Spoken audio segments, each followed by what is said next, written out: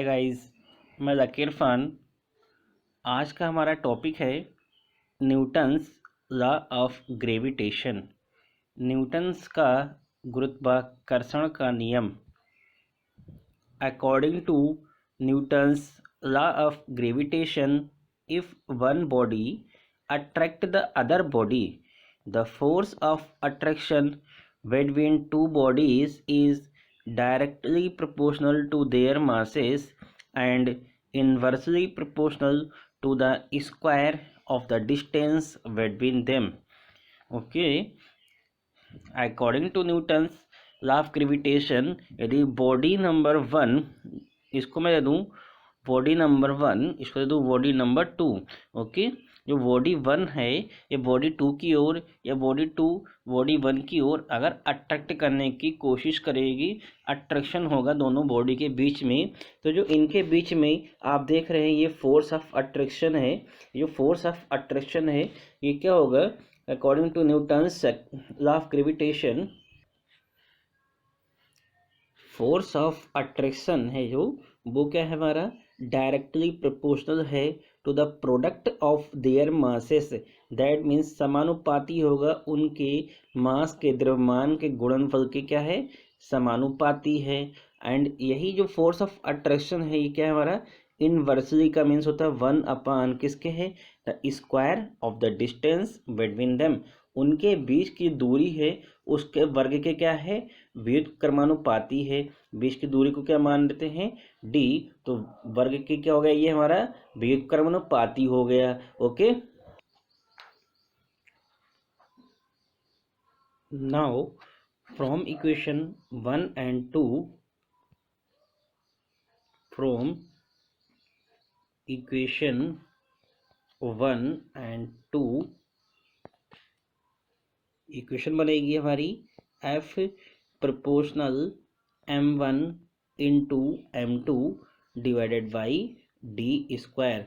Okay, अगर मैं proportionality को इक्वल टू में कन्वर्ट करता हूँ तो एक यहाँ पर कांस्टेंट आता है। This constant is known as gravitational constant. Okay, gravitational constant is G, capital ji.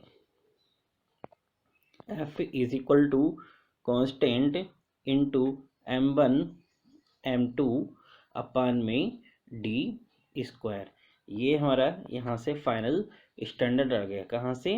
Newton's law of gravitation से। Okay, where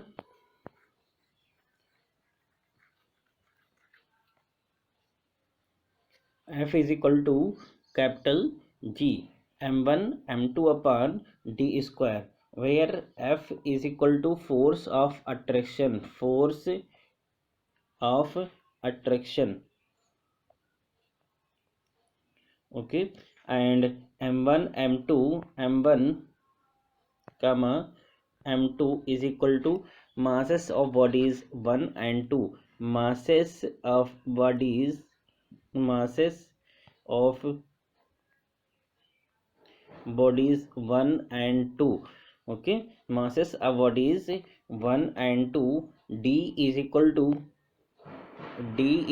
to distance between two bodies, distance between two bodies, distance between two bodies, and g is equal to gravitational constant, and g is equal to proportionality constant या gravitational constant. Capital G is equal to gravitational constant.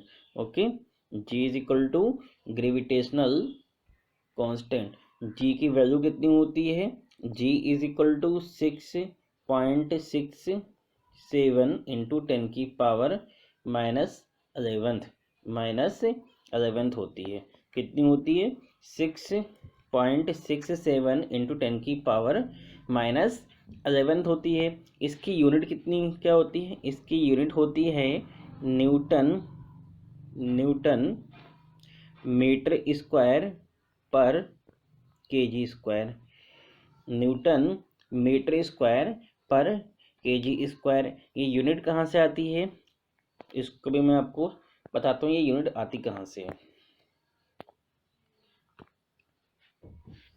F is equal to G m1 m2 upon D square.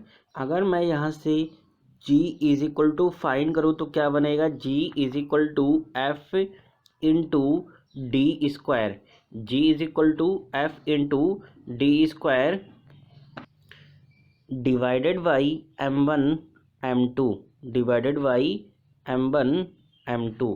Okay, जो ये equation बनेगी यहाँ से मैं क्या find करूँगा, यहाँ से मैं unit of gravitational constant find करूँगा। Okay, as you know the unit of force is क्या होती है, न्यूटन। क्या होती है, newton. The unit of force is newton and the unit of distance is metre.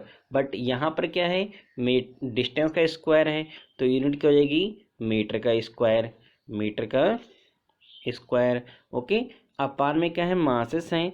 The unit of mass is KG and again KG, तो KG into KG that becomes KG square. So final unit क्या हो जाएगी हमारी, unit of G. Unit of G क्या हो जाएगी, newton metre square पर KG square. Okay, newton metre square पर केजी स्क्वायर।